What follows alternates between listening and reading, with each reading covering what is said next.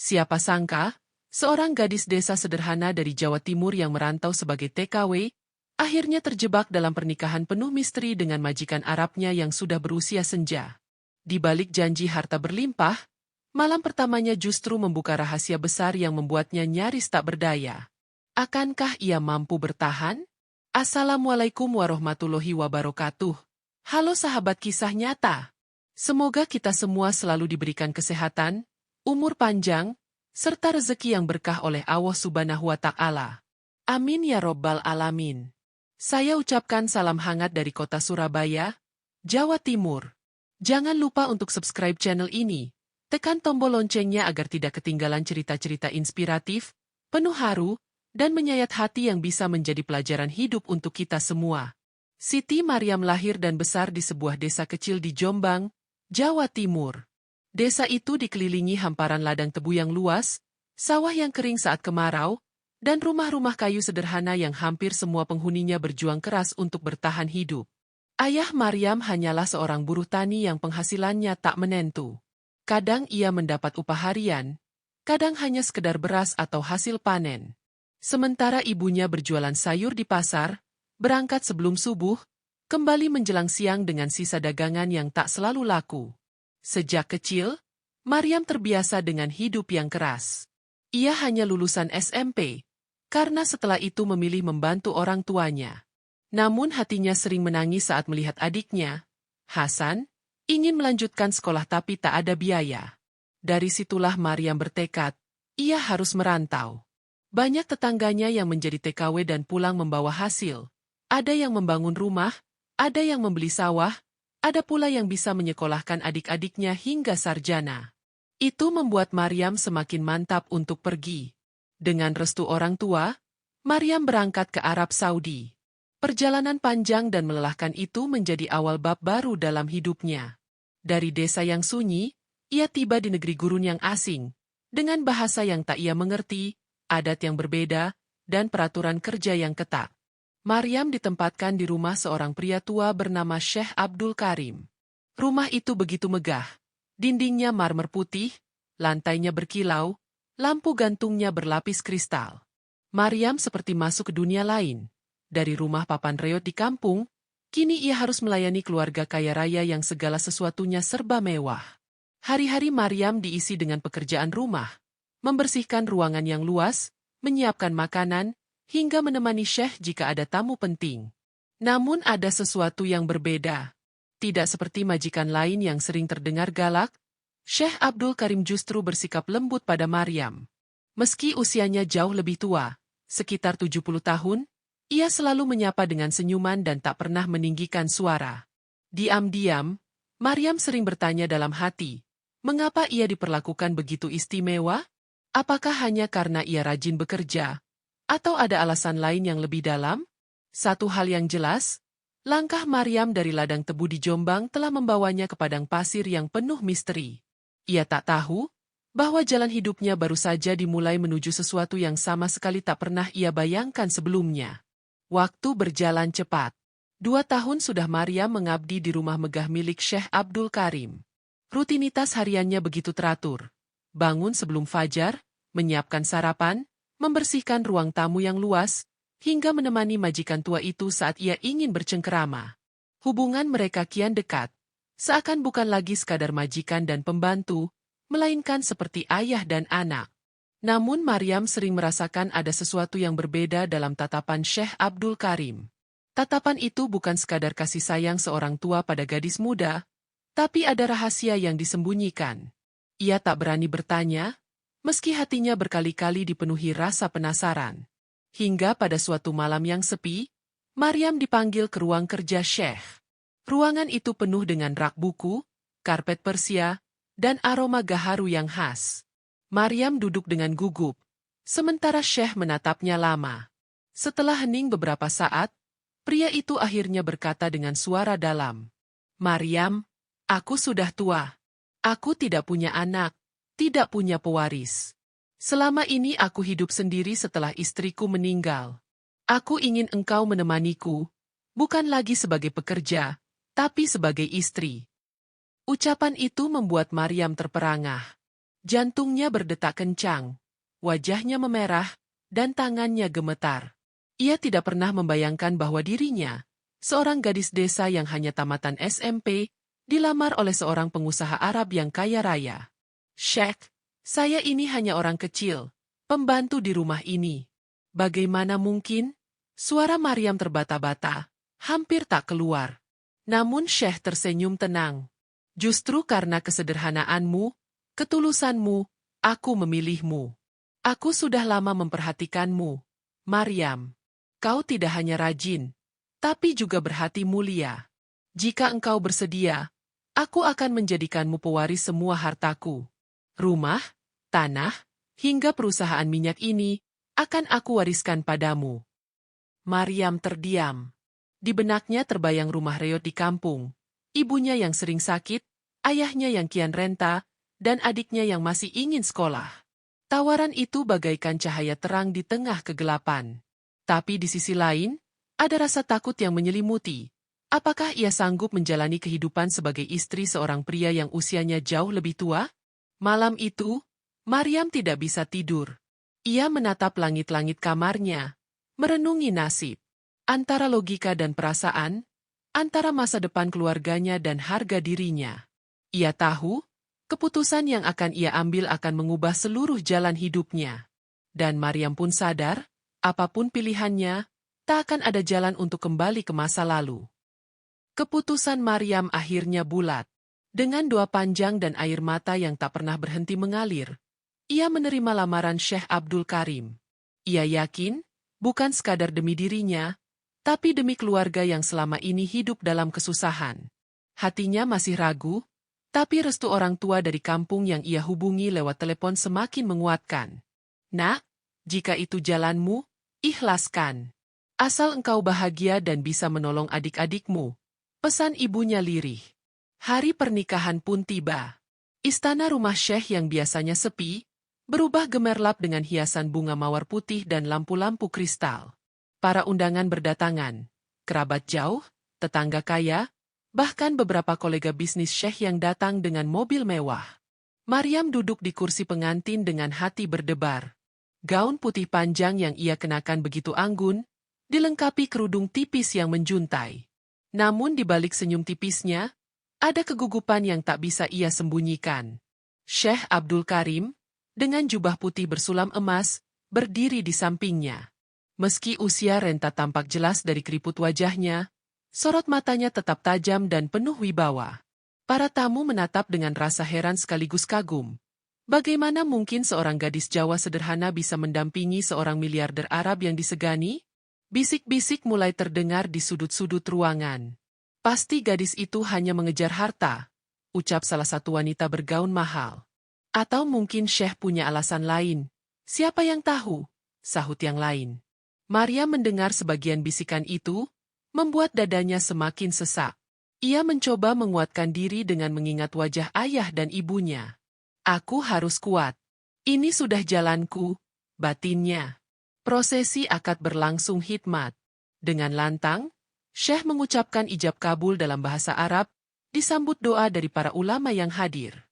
Maryam resmi menjadi istrinya, bukan lagi sekadar pekerja. Saat itu, Maryam merasakan dunia seolah berhenti berputar sesaat. Tangannya dingin, tubuhnya kaku, namun ia tahu, garis takdirnya baru saja berubah. Setelah acara selesai, Maryam berjalan melewati lorong panjang menuju kamar pengantin. Sepanjang jalan, ia merasakan tatapan tajam dari beberapa kerabat Syekh yang tampak tak menyukai kehadirannya. Ada sorot iri, ada rasa tidak terima. Maryam tahu, jalan hidup barunya tidak akan mudah. Di dalam kamar, Maryam duduk seorang diri, menatap pantulan dirinya di cermin. "Ya Allah, kuatkan aku. Jika ini ujian, jadikan aku tabah menjalaninya." Doanya lirih. Dari luar, ia mendengar langkah Syekh Abdul Karim mendekat. Malam itu, untuk pertama kalinya, Maryam tidak lagi sekadar tamu di rumah mewah itu. Ia adalah nyonya rumah, sekaligus pemegang kunci takdir baru yang penuh misteri. Malam itu, kamar pengantin dihiasi cahaya lampu kristal yang temaram, memantulkan kilau emas dari hiasan dinding. Tirai sutra putih menjuntai anggun. seakan menutup seluruh ruang dari dunia luar. Maryam duduk di tepi ranjang besar berlapis spray satin.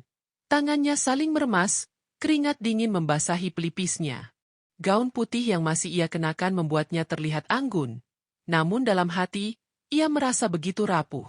Pintu kamar berderit pelan. Syekh Abdul Karim masuk dengan langkah perlahan. Jubah putihnya bergerak mengikuti irama kaki yang mantap meski usianya renta. Sorot matanya menatap Maryam, bukan dengan nafsu liar, melainkan dengan pandangan penuh rahasia. Ia duduk di kursi dekat ranjang, menarik napas panjang, lalu tersenyum samar. Maryam, mulai malam ini, engkau bukan lagi seorang pekerja di rumah ini. Engkau adalah istriku. Setengah dari hidupku kini menjadi milikmu. Ucapnya pelan, namun setiap kata terasa berat di dada Maryam. Maryam menunduk. Suaranya hampir tak terdengar. Saya takut, Syekh. Syekh menatapnya dalam-dalam, kemudian menggeleng pelan. Takutlah kepada Allah, bukan kepadaku. Aku tidak akan menyakitimu. Justru aku ingin kau mengetahui sesuatu yang belum pernah kukatakan pada siapapun. Maryam menoleh, heran sekaligus waspada. Malam yang ia bayangkan akan penuh dengan kecanggungan justru berubah menjadi momen penuh misteri. Syekh meraih sebuah kotak kecil berlapis kayu dari laci meja samping. Kotak itu dihiasi ukiran kuno dan tampak dijaga dengan sangat hati-hati. Ini adalah kunci, ujar Syekh sambil menyerahkannya ke tangan Maryam. Bukan kunci biasa, tapi kunci menuju warisan besar yang kelak akan menjadi tanggung jawabmu. Ada harta, ada tanah, ada rahasia yang tidak semua orang boleh tahu. Dan karena itu pula, banyak mata yang akan iri padamu. Maryam menggenggam kunci itu, tubuhnya gemetar. Hatinya semakin diliputi rasa takut. Mengapa? Mengapa saya? Syekh? Saya hanya gadis desa. Saya tidak mengerti dunia ini. Syekh tersenyum pahit. Justru karena engkau gadis desa. Bersih, jujur, dan tulus. Aku percaya engkau bisa menjaga apa yang tidak bisa dijaga oleh orang-orang terdekatku sendiri. Aku memilihmu bukan karena kebetulan, Maryam. Ada alasan yang kelak akan kau pahami. Suasana hening. Di luar, angin malam gurun berhembus menerpa jendela, seolah menjadi saksi rahasia besar itu. Maryam merasa tubuhnya semakin lemah, bukan karena tersentuh suaminya, melainkan karena beban berat yang tiba-tiba harus ia pikul. Malam pertama itu bukanlah malam penuh gairah seperti cerita dongeng yang sering ia dengar. Malam itu justru menjadi gerbang menuju misteri warisan, rahasia keluarga, dan permainan takdir yang membuat Maryam benar-benar tak berdaya. Sejak malam pertama itu, Maryam tak pernah bisa melupakan dinginnya kunci emas yang kini tersimpan di genggamannya. Setiap kali ia melihat kotak kecil berukir yang diberikan Syekh Abdul Karim, hatinya diliputi campuran rasa penasaran dan ketakutan. Mengapa dirinya yang dipilih untuk memegang warisan sebesar itu? Mengapa bukan kerabat dekat Syekh, yang jelas lebih mengerti urusan bisnis dan tradisi keluarga? Beberapa hari setelah pernikahan, Syekh mengajak Maryam ke sebuah ruangan khusus di lantai atas rumah megah itu. Ruangan itu terkunci rapat, dipenuhi lemari besi dan dokumen. Di tengahnya berdiri sebuah meja kayu besar dengan peta-peta lama, sertifikat tanah, dan dokumen perusahaan minyak yang bernilai miliaran dolar. Maryam, ujar Syekh dengan suara rendah, inilah alasan aku memilihmu. Harta ini, seluruh tanah dan perusahaan ini, adalah milikku. Tapi setelah aku tiada, engkau yang akan menjaganya. Aku sudah menandatangani surat wasiat. Semua ini akan menjadi milikmu. Maryam terbelalak, tubuhnya lemas seketika. Bayangan kampung halamannya yang sederhana langsung terlintas. Rumah reyot yang hampir roboh, sawah kering yang tak pernah menghasilkan panen berlimpah, serta ibunya yang sering sakit-sakitan. Betapa besar perbedaan hidup antara di kampung dan di tempat ia berdiri saat ini. Namun di balik janji manis itu, Maria melihat sesuatu yang lebih menakutkan. Wajah Syekh berubah serius. Engkau harus tahu, Maryam, bahwa warisan ini bukan hanya harta. Ada orang-orang yang menginginkannya, bahkan rela melakukan apa saja untuk merebutnya. Aku tidak bisa mempercayai keluargaku sendiri. Karena itu aku mempercayaimu. Maryam menelan ludah, dadanya terasa sesak. Tapi, bagaimana mungkin saya bisa menjaga semua ini? Saya hanya perempuan biasa. Syekh, saya bahkan tak paham urusan besar seperti ini. Syekh menatapnya penuh keyakinan. Kau akan belajar. Aku akan mengajarimu perlahan. Tapi satu hal yang harus kau ingat. Jangan pernah menunjukkan kunci emas itu pada siapapun. Selama engkau menyimpannya, engkau akan aman. Jika sampai jatuh ke tangan yang salah, bukan hanya hartaku yang hilang, hidupmu pun bisa terancam. Kata-kata itu membuat Maryam gemetar hebat. Malam-malamnya tak lagi tenang. Setiap suara langkah di lorong rumah, setiap bisikan pelayan, setiap tatapan kerabat Syekh kini terasa mengandung kecurigaan. Ia mulai merasa terjebak dalam pusaran besar yang tidak pernah ia bayangkan. Warisan yang dijanjikan memang tampak seperti jalan menuju kebahagiaan. Tapi bagi Maryam, warisan itu lebih mirip pedang bermata dua, berkilau indah, namun siap menebas siapapun yang tak berhati-hati. Dan di kedalaman hatinya, Maryam bertanya, apakah keputusan menikahi Syekh benar-benar jalan keluar bagi keluarganya, atau justru awal dari malapetaka? Hari-hari setelah pernikahan seolah berjalan lambat bagi Maryam. Ia kini tinggal di rumah megah itu bukan lagi sebagai pembantu, melainkan sebagai nyonya rumah. Namun status baru itu justru menghadirkan lebih banyak beban daripada kebahagiaan. Para pelayan kini bersikap segan, beberapa kerabat Syekh datang berkunjung dengan senyum palsu yang menusuk hati, dan bisik-bisik tentang dirinya semakin kencang terdengar di lorong-lorong rumah. Dia hanya perempuan desa. Tidak pantas menjadi istri Syekh. Pasti gadis itu hanya mengincar harta. Jika Syekh tiada, dialah yang akan menguasai segalanya. Maria mendengar semua itu, meski pura-pura tidak.